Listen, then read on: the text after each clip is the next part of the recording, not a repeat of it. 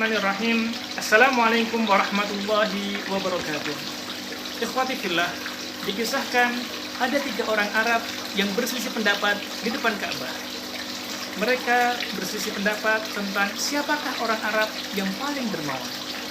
Salah satu di antara mereka berpendapat bahwa orang yang paling dermawan adalah Abdullah ibn Ja'far. Yang satu lagi menyatakan bahwa orang yang paling dermawan adalah Qais bin Ubadah. Yang satu lagi berpendapat bahwa orang yang paling dermawan adalah Arobah al-Ausi. Mereka terus berselisih pendapat sehingga mengakibatkan keributan. Beberapa saat kemudian mereka menemukan solusi untuk mengetahui siapakah orang yang paling dermawan di antara 3 orang yang mereka nyatakan tadi. Mereka akan berpura-pura menjadi peminta-minta. 3 orang tidak akan diuji oleh peminta-minta tersebut. Maka ikhwati fillah, beberapa saat kemudian tibalah masa Abdullah ibn Ja'far diuji. Ketika itu Abdullah ibn Ja'far sedang mempersiapkan untuk melakukan perjalanan. Datanglah seseorang menghampirinya dan berkata, "Wahai putra paman Rasulullah." Mendengar panggilan seperti itu, maka Abdullah ibn Ja'far berkata, "Naam, qul, ya, apa yang kau perlukan?" Maka pemuji tadi berkata, "Ibnu Sabil in qati'ab bitariq." Sesungguhnya aku adalah orang yang sedang melakukan perjalanan yang kehabisan bekal. Maka Abdullah ibn Ja'far menjawab, "Kemarilah kamu. Ini ada tas. Di dalam tas ini terdapat uang 4.000 dinar. Semuanya untukmu. Kemudian kemarilah kamu, naikilah kudaku ini. Kudaku ini juga untukmu. Dan ketahuilah bahwa harta termahal adalah pedangnya Ali bin Abi Thalib. Dan pedang ini juga untukmu. Setelah ini, jangan sekali-kali kamu meminta-minta lagi." Masya Allah, Allahu Akbar. Begitulah kedermawanan Abdullah bin Ja'far. Selanjutnya, tibalah Qais bin Ubadah untuk diuji. Datanglah penguji ke rumah Qais bin Ubadah. Dan ternyata saat itu pintu rumah Qais bin Ubadah sedang dalam kondisi tertutup. Maka penguji itu mengucapkan salam, "Assalamualaikum warahmatullah." Salamnya dijawab oleh seorang wanita. Ternyata wanita tadi adalah hamba sahaya wanita milik Qais bin Ubadah. Hamba tadi berkata, "Apa keperluanmu?" Maka si penguji tadi berkata, "Aku adalah Ibnu Sabil yang kehabisan bekal." Maka hamba sahaya milik Qais menjawab, "Sesungguhnya untuk memenuhi keperluanmu itu lebih mudah daripada membangunkan tuanku. Hari ini tuanku memiliki uang dalam kantong ini. Di dalamnya ada 700 dinar. Ini adalah untukmu. Dan pergilah kamu ke kandang. Ambillah tunggangan yang kamu sukai. Dan kemudian pilihlah hamba sahaya, pembantu yang dapat menyelesaikan atau yang dapat membantu untuk menyelesaikan segala urusan." Maka tawaran tadi diterima oleh penguji tadi. Beberapa saat kemudian Qais bangun dari tidurnya. Kemudian Qais bertanya kepada hamba sahayanya tentang harta yang ia milikinya. Maka hamba sahaya tadi itu menyampaikan kepada Qais peristiwa antara dia dengan Ibnu Sabil yang datang ke rumahnya. Mendengar kisah peristiwa tadi, maka Qais sangat gembira. Saking gembiranya Qais, ketika itu juga Qais memerdekakan hamba sahaya tadi. Karena dia telah membantu tuannya, telah membantu Qais untuk mendapatkan pahala besar dari Allah Subhanahu wa Ta'ala. Allahu Akbar, Masya Allah. Begitulah dermawannya Qais bin Ubadah. Terakhir, tibalah masa Arobah bin Ausi atau Arobah al-Ausi untuk diuji. Ketika itu Arobah al-Ausi sedang berjalan menuju masjid, dipapah oleh kedua hamba sahayanya. Arobah al-Ausi ini adalah sahabat Rasul yang sangat mulia. Dulu dia adalah orang yang sangat kaya, memiliki harta yang banyak. Tapi harta yang ia miliki itu diinfakkan di jalan Allah Subhanahu wa Ta'ala. Di masa tuanya, hartanya tinggal 2 orang hamba sahaya yang selalu memapahnya untuk menyelesaikan urusannya.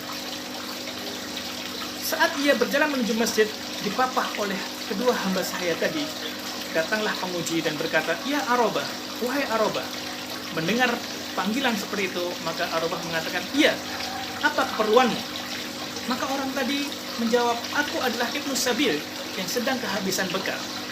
Mendengar perkataan Ibnu Sabil tadi itu, maka Arobah berkata, ya Allah, sesungguhnya hartaku telah habis semua. Hartaku tinggal 2 hamba saya ini. Kalau kamu mau, ambillah 2 hamba saya. Dan 2 hamba saya ini. Maka saat penguji itu melihat kondisi Arobah al-Ausi, dia tidak tega untuk mengambil kedua hamba saya tadi.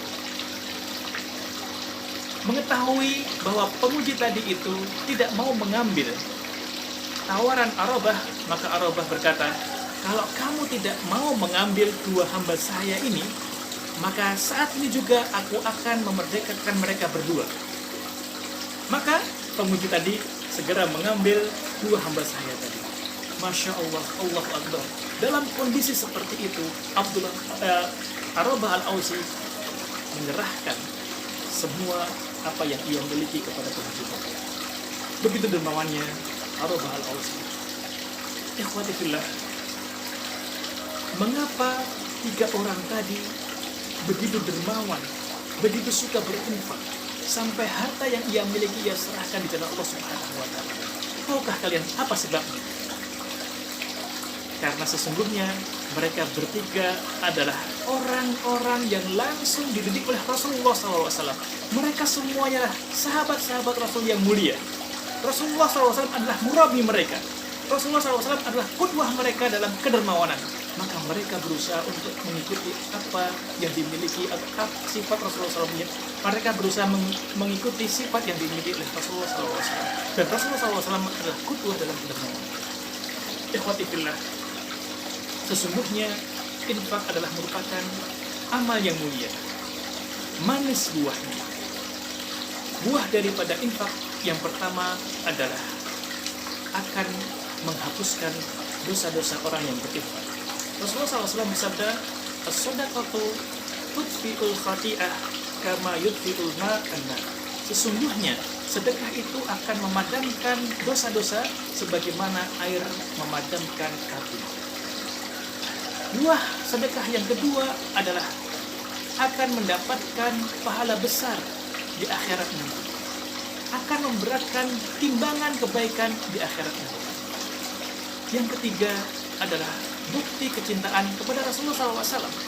Karena Rasulullah SAW adalah qudwah kita dalam kedermawanan. Dan barang siapa yang cinta dengan Rasulullah SAW, maka niscaya Allah Subhanahu wa Ta'ala akan mengumpulkannya dengan Rasulullah SAW di surganya. Kemudian yang keempat adalah Allah Subhanahu wa Ta'ala akan mengganti harta yang diinfakkan di jalannya dengan ganti yang jauh lebih baik. Dalam sebuah hadis qudsi, Allah Subhanahu wa Ta'ala berfirman, ya bena Adam, anfik alaika. Wahai anak Adam, berinfaklah kamu, niscaya aku akan berinfak kepada kamu. Kemudian buah daripada sedekah adalah sedekah merupakan amal jariah. Buah daripada infak adalah infak merupakan amal jariah.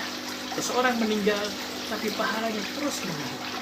Kemudian buah daripada infak selanjutnya adalah mendapatkan kasih sayang dari manusia.